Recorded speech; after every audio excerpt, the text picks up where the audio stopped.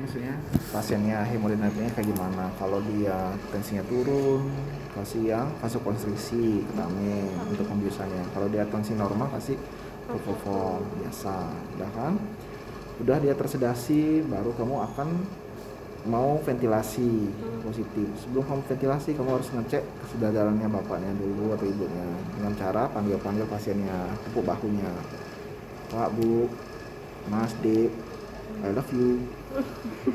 Habis itu nggak ada reaksi nih, walaupun kamu bilang I love you dulu. Langsung kamu cek refleks bulu matanya. Set, nggak ada kedip-kedip, berarti dia sudah tidur dalam. Setelah itu baru kamu ventilasi cuff.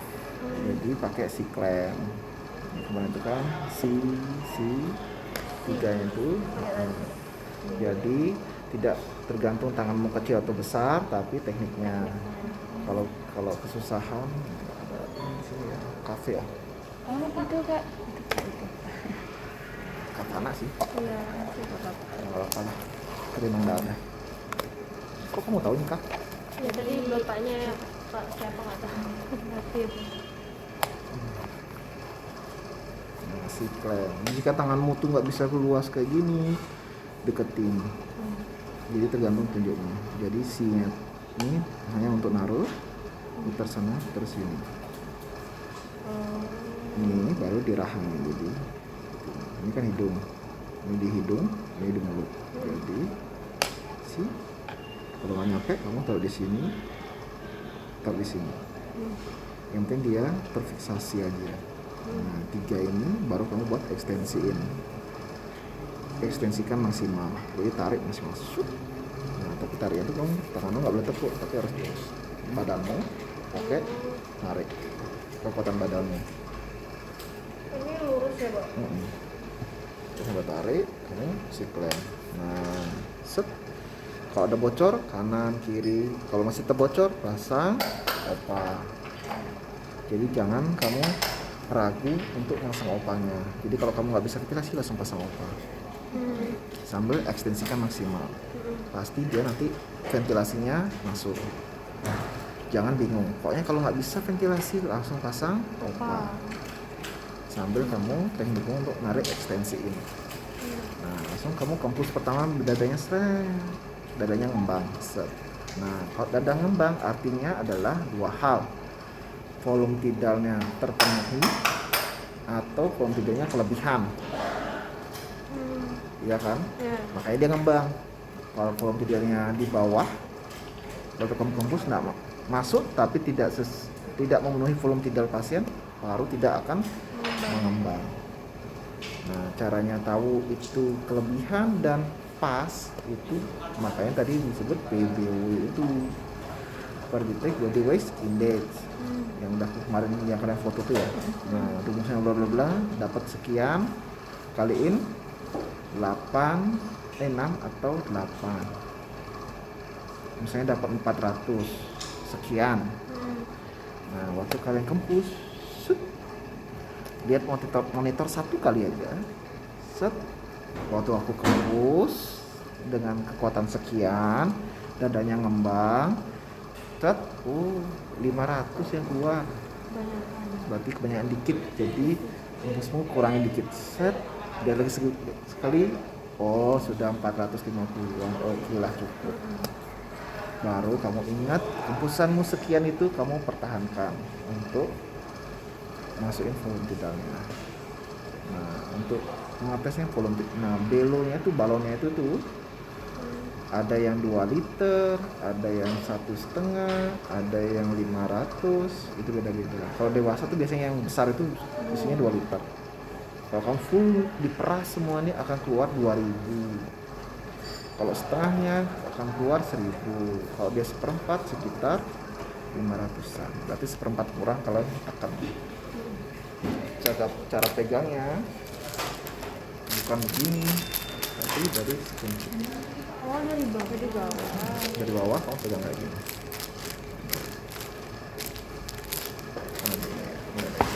Nggak ada nih. Itu lung test namanya itu.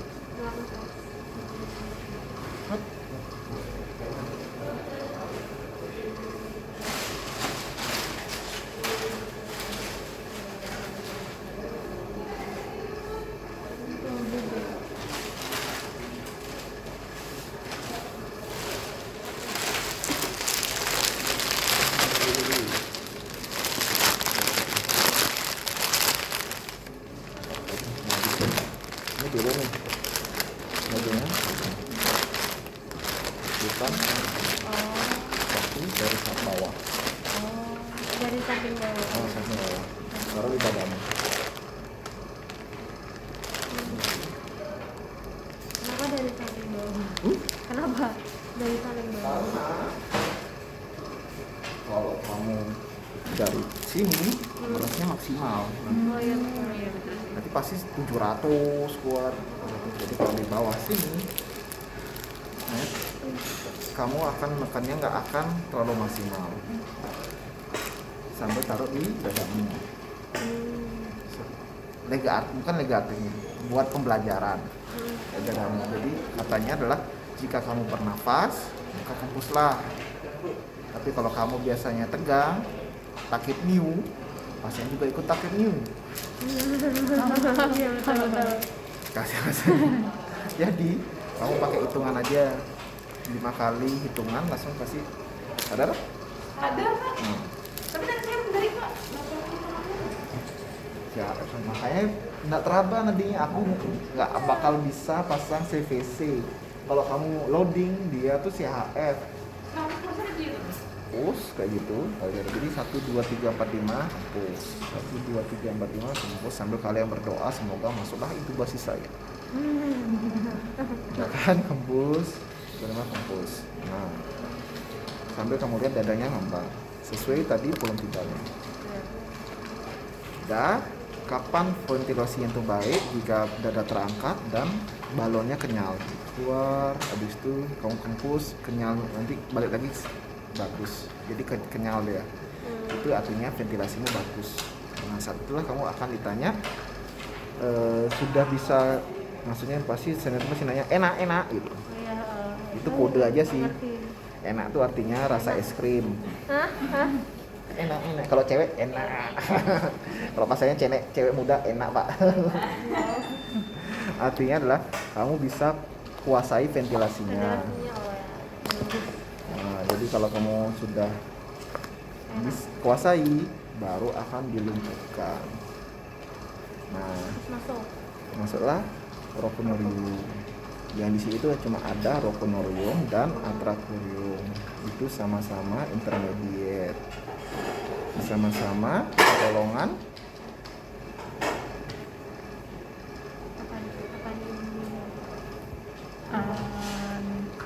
ada 2 golongan misalnya. Salah satunya succinylcholine, sisanya yang ini. Ya tadi. Dah. Masuk roku sama masuk atau atra. Roku itu kapan kita kasih roku, kapan kita kasih atra sekarang. Roku itu di metabolisme atau diekspresikan di hati dan ginjal. Kalau atracurium itu di metabolisme atau diekspresikan di plasma darah. Jadi pasien-pasien yang ada sakit ginjal itu jangan diberikan roconorium. Kenapa? Akan memperlama metabolismenya. Jadi pasien akan lama bangun karena sesuai ini aja bawahnya. Nah, itu kopi pasti semuanya. Iya CHR itu.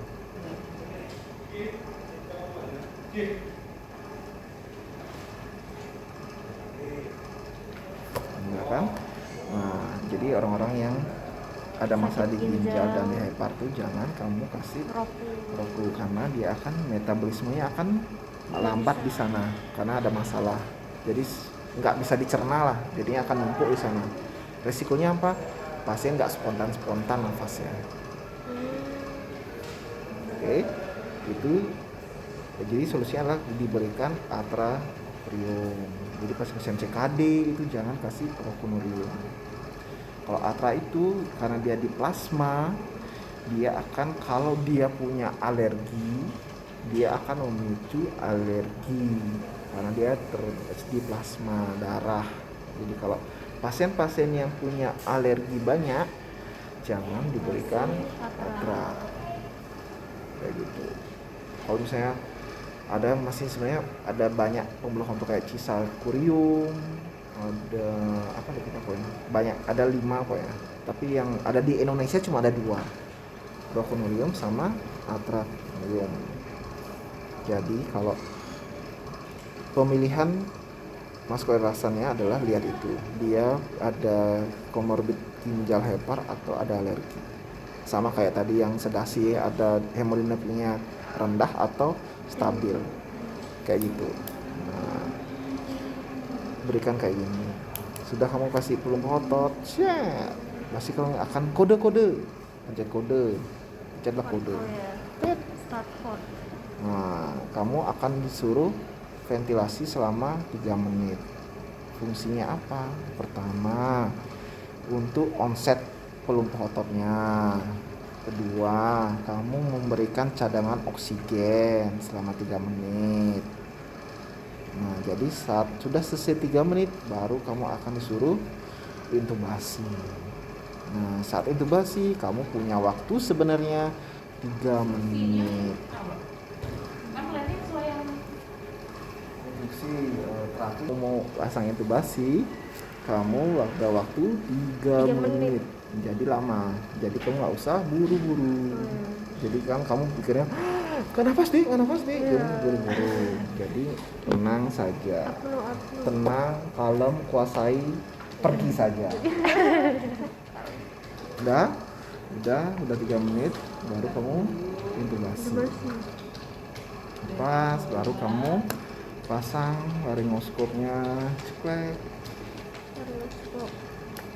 Ini kita megang Mario. Nah, ini laringoskopnya. Ini jempolnya Di dagunya. Kita masuk dari Sekarang, tengah nah, ke jadi, gigi paling belakang.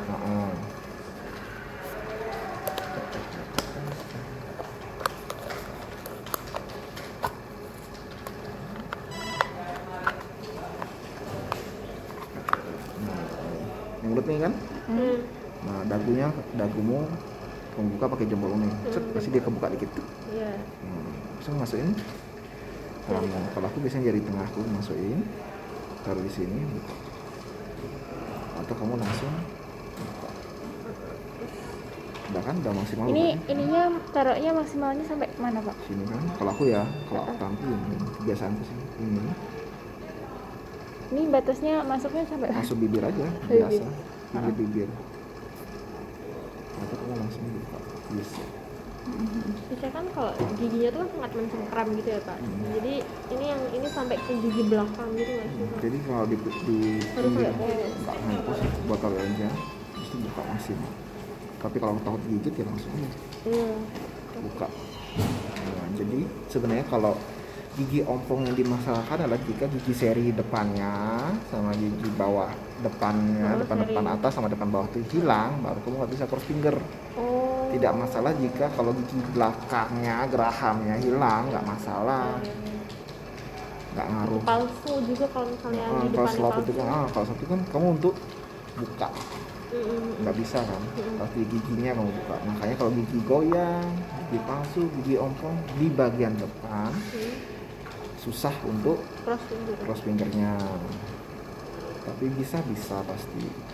Kalau nggak ada pasti bisa, sebenarnya pasti bisa. Tapi kalau kalian kan harusnya ada giginya. Nah, makanya kalau gigi goyang kita edukasi Bu, nanti akan dibius total, akan dipasang selang bantu nafas selama operasi. Nah, waktu pemasang alatnya mungkin ada risiko yang paling ringan adalah giginya patah.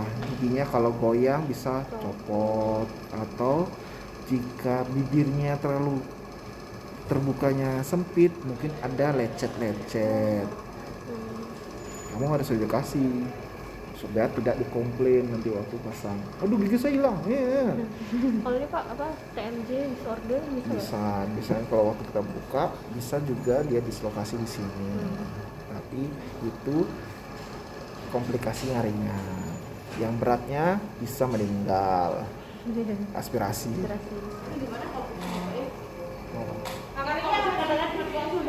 Masukin laringoskop itu jangan taruh di sini, tapi dari pinggir kamu sikai lidah, udah pasti tengah lidahnya pasti tengah sini. di tengah-tengah laryngoscope nih, masukin full, tek, tangan kananmu lepas sampai saatnya kamu langsung Nyari. bukan nyari, langsung Dorong. dorong dan tarik ke atas. Tarik apa? Oh ini tangan. Laryngoscope dorong ke atas, bukan diungkit tapi dorong ke atas, Serong. serong ke atas, jadi bakal kebuka cat. Nah saat itulah kamu harus mencari pika vokalisnya. Nah pika vokalis adalah ada lubang, ada Persis kayak gini. jadi putih kayak gini. Karena Kalau dia nggak dilumpuhkan biasanya dia buka itu buka. Kalau dilumpuhkan didem kayak gini aja. Nah, di sanalah target nih. Tapi jangan salah, di bawah pika vokalis ini ada namanya epiglotis. Epiglotis ada esophagus. Nah, kalau kamu buka, kalau ada blade-nya kan ada 2 tuh, ada 3, ukuran 2, 3, dan 4. Nah, ukuran paling panjang yang ukuran 4 tuh, kalau kamu fullkan masukkan, dia akan di bawah epiglotis. Pasti. Kalau blade ukuran paling panjang, pasti paling bawah. Setelah paling bawah itu kamu buka, serot, ada lubang, itu lubang bagus. Jadi tekniknya lah, kalau blade panjang itu kamu tarik sampai dia jatuh. Sempluk. Udah jatuh, kamu masih dikit, baru buka. Barulah kelihatan pika vokalis. Itu kalau kamu pakai blade yang panjang.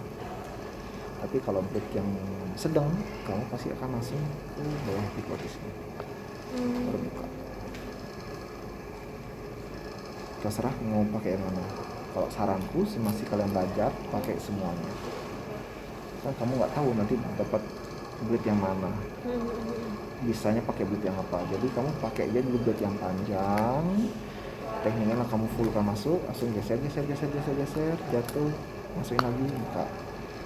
Atau blade sedang langsung kamu masukin maksimal, pasti dia nggak mungkin di bawah epiglotis. Karena nggak cukup. Semaksimal pasti akan di depan sini dia. Tinggal kamu buka. Nggak mungkin semaksimal itu di bawah tuh nggak mungkin, masih di atasnya. Sampai tanganmu tuh taruh di jangkauan sini. Terpoint. Nah, jadi kamu tinggal tekan ke bawah, geser kanan, geser kiri sampai kamu melihat epiglotis. Nah, ini pelikanya nih, tapi dia agak bawah. Kamu udah kebuka, kamu tekan ini precoidnya, kamu tekan di bawah, set, dia pasti akan kedorong. Tinggal kamu geserin dikit, digerakin, geser kanan sini sambil kamu mengarahkan. Nah, sambil ini ET-nya kamu pegang di ujung.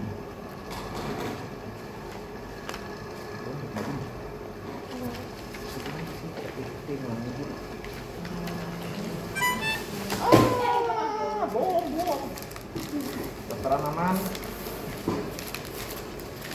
Foto kamu ini deh. Iya. Jadi ujung sini. Nah, tak medik. Udah, masuknya itu adalah dari pegang sini ujung. Nah, ET-nya ini kamu taruh di ujung sini.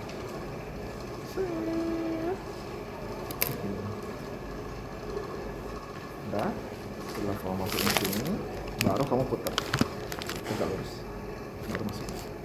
Oh. Jangan kamu langsung kayak gini, Iya. kamu langsung masukin, nggak mungkin berhasil. Iya. Berarti caranya iya. gimana Pak? Miring dulu. Miring dulu. Miring. Nempel ke kiri itu ya Pak? Nah, jadi anggap ini ya, Heeh. berarti tidak, pikiran bengkok ya.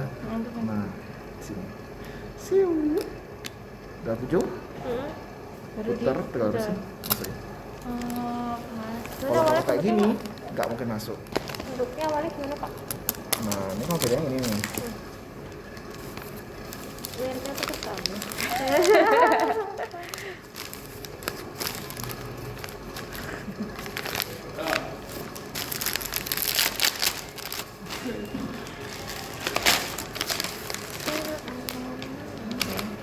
misalnya ini kan tadi masih pakai yang apa tuh Pak? Oh iya iya iya paham. Hmm. Soalnya kalau kayak gini tuh kita juga ngehalangin pandangan kita ke pelihara kan. Kalau kamu kayak gini, Udah tahu peliharanya mana. udah kamu pakai onoskop, ketutup Nah, gini, ketutup mana? mana? Nah, pas buka lebar, kamu taruh di pinggir. Oh, oke. Nah, Pinggirnya yang kontralateralnya? heeh. Oh, kontralateralnya. Kalau kamu kidal ya di sini, Oh iya iya sih benar-benar. sini kan, Heeh. susuri kan, sudah masuk kan, Hmm. udah harus ini. Oh, oke. Jadi Berarti- megangnya kayak bukan kayak gitu.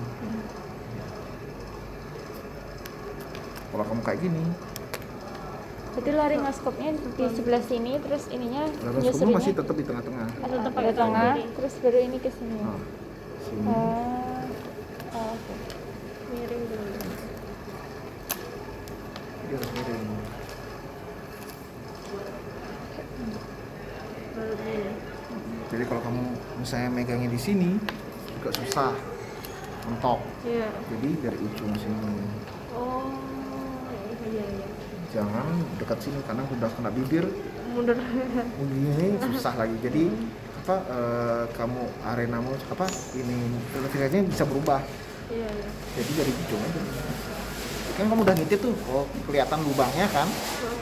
Jangan muter di sini. Tapi kalau ini kan dia pengot nih, susah nih. Minta aja pakaiin stilet. Iya. Kalau stilet kan keras tuh. Ini kamu gampang jelasinnya. Jadi kayak gini dari sini, depan dikit.